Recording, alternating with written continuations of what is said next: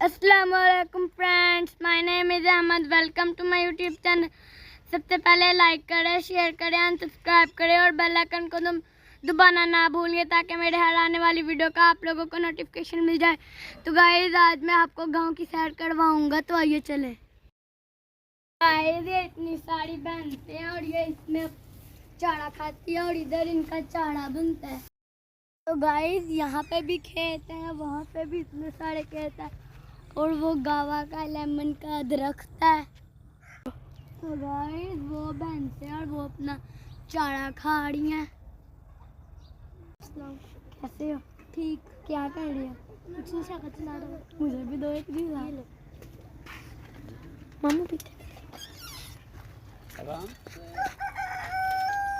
आजा आजा आजा वापस।